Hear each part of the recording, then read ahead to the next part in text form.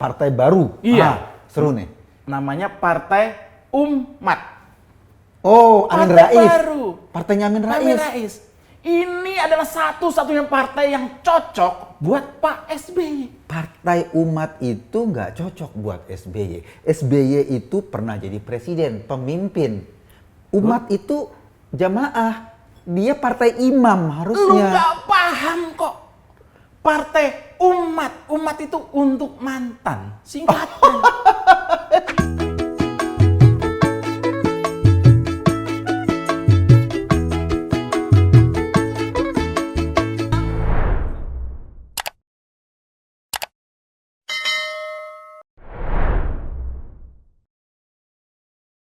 Nih, SBY kan udah turun gunung, udah. KLB udah selesai. Sekarang mau ngapain lagi? SBY sudah turun gunung. Udah. Itu solusinya lebih mudah.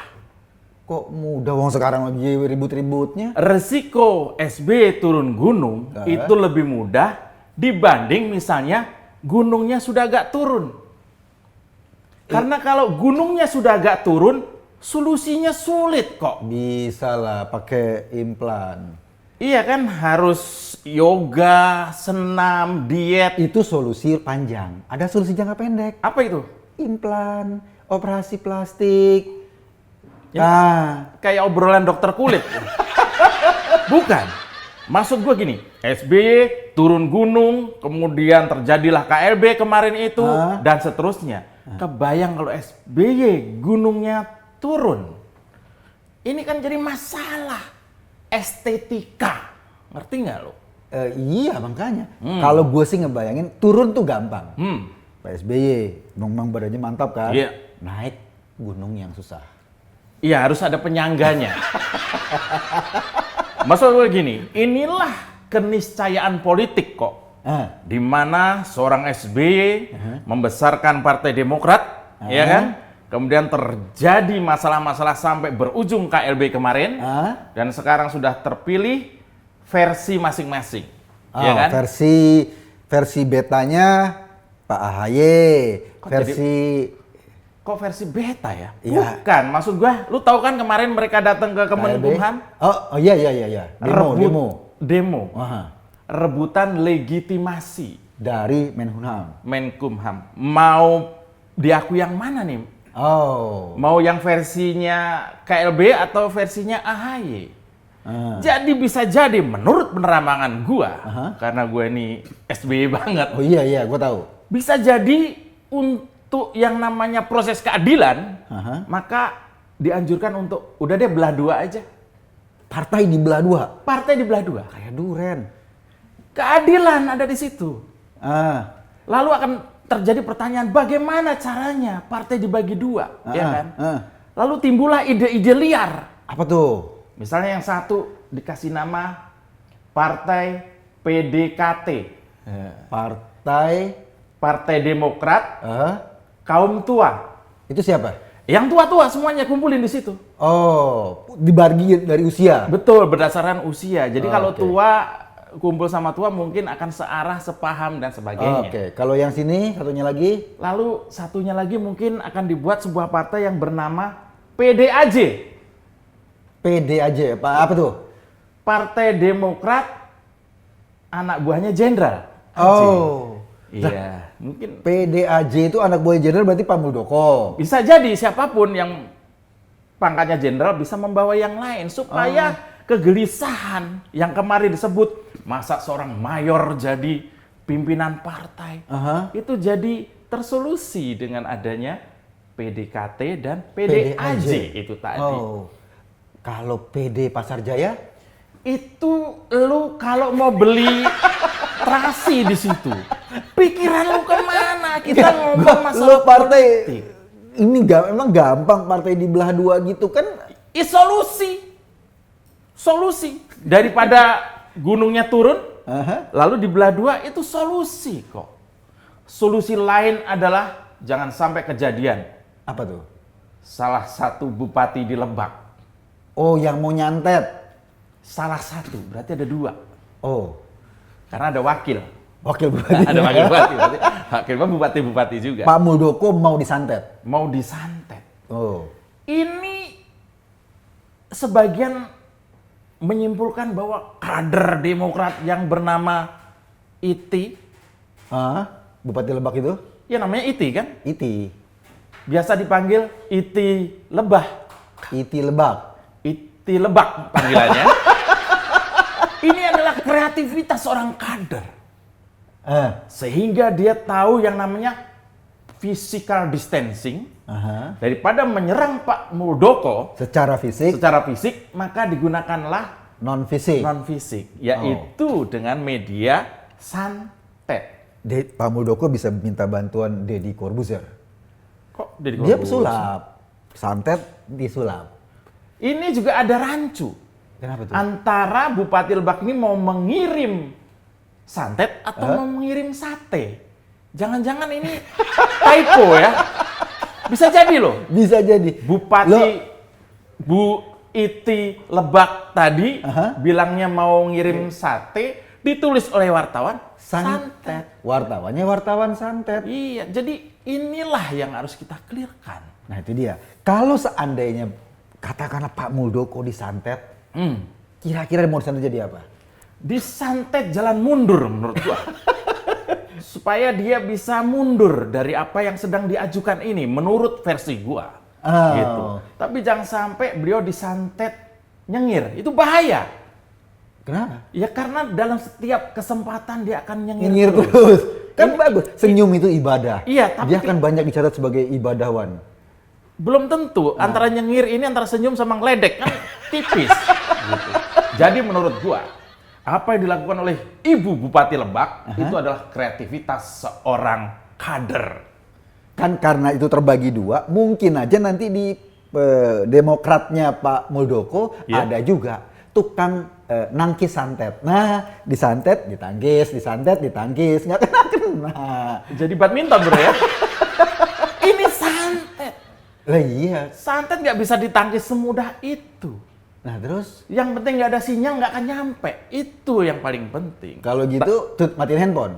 Tapi iya betul bisa matiin handphone. Tapi yang paling penting dari semua gerakan KLB kemarin itu adalah suasana hatinya seorang SBY. Kenapa tuh? Kan pasti dia sedih dong. Sedih sampai gundah gulana. Sampai dalam jumpa pers beliau menyampaikan saya menyesal telah memberi Muldoko jabatan. Oh. Ini jabatan apa? Beliau dulu banyak pada periodenya Pak SBY, Pak Muldoko ini adalah anak buahnya. Panglima diangkat. Panglima. Jadi Pak SBY, saya menyesal. Bener loh. Nah ini kalimat penegasan. Bener loh itu. Suasana hati dari Pak SBY tadi. Bahkan Pak SBY mengancam akan berdemo. Ke istana. Ke istana. Wow. Tapi nggak jalan kaki ya. Ngapain? Naik apa? Itu kan sudah porsinya Pak Amin Rais. Oh, Pak Amin Rais udah ke istana. Sudah ke istana, tapi nggak jalan kaki juga. Jadi tetap belum dihitung. Belum dihitung. Belum dihitung. Pak SBY akan demo ke istana dalam rangka menegakkan hak beliau sebagai ketua Majelis Tinggi Partai. Oh. Gitu. Kalau Pak Muldoko kan misalnya dia demo ke istana. Iya. Pak Jokowi lagi nggak ada. Iya. Yang nemuin kan stafnya Pak Jokowi. Iya. Ketua KSP. Kata Pak Muldoko, ya ketemu. Nggak jadi demonya. Makanya. Malah ngobrolin KLB. KLB. Bukan, maksudnya itu juga bukan sebenarnya kok. Lu tuh nggak tahu yang majas-majas kemarin sih, itu perumpamaan. Maksudnya Pak SBY itu mau main ke istana. Mau ngomong sama Pak Jokowi. As a friend. Lu ngerti nggak bahasanya? Iya. Pak SBY kan selalu menggunakan bahasa Inggris tuh. As a friend. Ya. Teman. Ganti kartu. Tadinya as ke friend. As friend. Gitu. Itu ganti kartu. Masalah ganti kartu. Nah, oleh karena itu Pak SBY sudah bersikap ingin demo, kemudian AHY ya dengan rombongannya.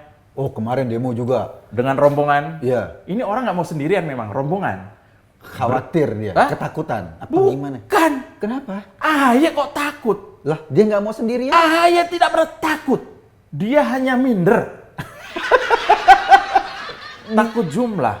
Iya, kalau dia sendirian kan nggak berani sendirian kan dia takut. Bukan takut, bedain takut sama minder. Bro, lo coba ini dulu bro. Hah? Bro. Ini dari mana nih? Ini impor. Pak Ibas ngirim. Coba, oh Ibas. Enak nih. Nah, kalau seandainya Pak SBY tadi itu demo atau Pak AHY demo kan ujung-ujungnya nanti yang menentukan pengadilan atau Menhunkam. Kalau yang dimenangin salah satunya, katakanlah Pak Muldoko yang dimenangin, gimana? Itu akan ada yang namanya rasa tidak puas terhadap keadilan. Akan ditempuh jalur hukum berikutnya. Bro, Menhunkam itu gunanya menegakkan keadilan, bukan memuaskan. Kalau memuaskan, tugas yang lain. Kalau soal kepuasan mah, jangan cari ke situ. Ya artinya itu dipandang kurang adil. Kurang puas. Kurang puas. Karena kalau negara puas, rakyat jadi lemas. Bukan, maksud gue begini. Kalau memang ternyata kalah di Kumham, pasti SBY dan AHY akan menempuh jalur hukum yang lebih tinggi. Ya dia protes. Ke pengadilan. Ke pengadilan, bisa namanya naik banding. Ya kan? Atau naik andong. Atau naik, kok naik andong? Iya. Naik banding, gitu. Jadi misalnya naik banding itu adalah kalau nggak puas di level ini naik lagi. Itu akan dilakukan, ngerti nggak lo? Ngerti. Minum dulu dah.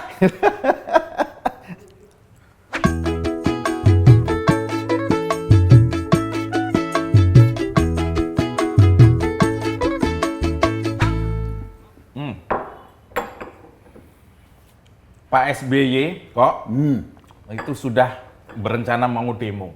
Oke. AHY juga sudah ke Kemenkumham. Ya. Ibas kemana? Ghosting. Kok ghosting? Lah iya, kemananya orang? Yang ghosting itu Mas Kaisang. Ibas sekarang ikutan. Dia mencontoh Mas Kaisang. Ghosting juga. Makanya lu nanya kemana? Menghilang. Menghilang. Tapi Kaisang itu kaitannya dengan hati. Kalau Ibas Gak punya hati? menghilang, bukan menghilang. Ibas itu sedang melakukan tapa brata. Lu tahu nggak tapa brata? Tuh dia tuh. Iya, dia berdiam diri dalam sebuah ruang, ya, tidak ditemani apa-apa kecuali lampu dan kamera. Itu mah lagi dihukum. Gua dulu waktu kecil juga gitu, dihukum sama mak gua, dikasih ke ruangan, dikunciin. Bukan, Ini lagi dihukum. syuting TikTok. Ini lu kemana? Kesempatan beliau untuk, inilah namanya anak muda kreatif. Tidak bisa momen itu lewat begitu saja. Harus disut. Iya, itulah makanya ada kamera di sana, kemudian juga ada lampu-lampu. Yang terjadi adalah TikTok. Hanya gua yang tahu. Kalau seandainya nih, tadi kita ngomongin lagi Partai Demokrat, Pak Muldoko yang menang. Pak SBY mau ngapain? Masuk partai lain? Walaupun itu jauh dari pikiran gua sebagai simpatisan Pak SBY.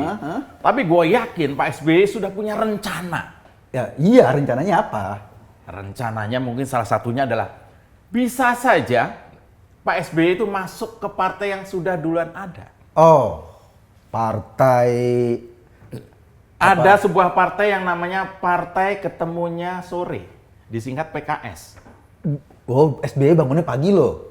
Ya oleh karena itu, kenapa partai ini disebut Partai Ketemunya Sore? Karena kader-kadernya itu kalau pagi kerja, jaga warnet, iya kan? Iya, betul iya, kan? iya. Jaga game online, Bersihin masjid, marbot. marbot. Ada juga yang jualan pulsa, sehingga mereka kerja di pagi sampai siang. Malamnya, Ketemunya sorenya. sore. Partai Ketemunya Sore. Nah, disingkat PKS. Kalau misalnya Pak SBY sampai masuk ke Partai Ketemunya Sore ini, maka cocok menurut gua. Kalau Pak SBY, karena Pak SBY pagi-pagi masih badannya fresh, dia masuk ke partai itu akan berubah jadi Partai Ketemunya Siang, PKS juga. Atau malah kalau yang tua-tua kumpul, maka jadi partai kelompok senja. Sudah senja. Makanya partai ketemunya sore ini logonya sekarang oranye. Oh. Lambang dari senja. Sudah hampir Sudah hampir maghrib. sudah hampir maghrib. Oh, ntar lagi ajan tuh. Kok Hampir maghrib. Oh iya. Atau kalau misalnya Pak SBY masuk ke partai atau masuk ke sebuah partai yang baru. Partai baru. Iya. Seru nih. Namanya Partai Umat. Oh, Amin Partai Rais. baru. Partainya Amin Amin Rais. Rais. Ini adalah satu-satunya partai yang cocok buat Pak SBY. Partai Umat itu nggak cocok buat SBY. SBY itu pernah jadi presiden, pemimpin. Umat itu jamaah. Dia partai imam Lu harusnya. nggak paham kok. Partai Umat. Umat itu untuk mantan. Singkatan. Singkatan. Oh, makanya isinya Pak Amin Rais, mantan. Ya, mantan-mantan semua. Felicia, mantan. Enggak, itu Kan mantan juga. ya, tapi beda, dia nggak mau masuk situ kok. Oh, nggak beda. masuk situ. Dia partainya Milenial. lain. Oh, milenial beda. Untuk mantan seperti Pak SBY, umat untuk mantan. Oh, Atau mungkin nanti partai ini belum gede sudah, mantan. maka partai umat adalah ujung-ujungnya mati. Oh, ujungnya mati. Iya, karena belum sempat. Ya. Belum sempat naik. Tapi buat Pak SBY menurut saya, menurut pengamatan saya, cocok Untuk partai? umat untuk mantan. Ah. Kalau beliau pidato kan pas banget. Iya. Kalau kemarin kan saudara-saudara, ya, para anggota Demokrat yang saya hormati, ya kan gitu. Kalau Partai Umat kan lain. Saudara-saudara, saudari-saudari, karena dipisah. Capek, dia capek. Dan selalu dua. Iya. Selalu dua. Nah, itu adalah apabila Pak SBY masuk kepada partai yang namanya Partai Umat. Jadi ada dua pilihan. Kalau dia nggak mau masuk partai ini kan partai Umat udah Pak Amin Rais. Kan pasti dia nggak mau dong di bawahnya Pak Amin Rais. Iya. Iya dong, dia harus tetap powerful lah. Dia tetap nggak mau kekuasaannya berkurang. Itu alternatif terakhir. Apaan tuh? Pak SBY akan membuat partai baru. Partai baru. Itu yang akan terjadi menurut pengamatan gua. Pak SBY akan membuat partai baru. Waduh, logo partainya apa? Dari nama dulu. Namanya apa? Namanya ini banyak yang mulai beredar di kalangan milenial. Oh, ini partai milenial. Mulai dari PDC. Apaan tuh? Partai Demokrat Cikeas. Oh, jadi khusus buat orang Cikeas. Mulai dari Cikeas. Oh. Mulailah dari yang kecil dan mulailah sekarang juga. Itu diterapkan. Mulai dari keluarga. Mulai dari keluarga. Oh, Lalu melebar ke kelurahan. Gitu. Iya.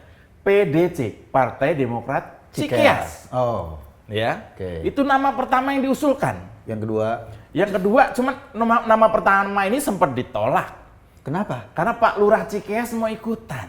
Oh, jadi pimpinan Jadi pasti pimpinan dong. karena merasa namanya dipakai. Oh. Lalu dirubah.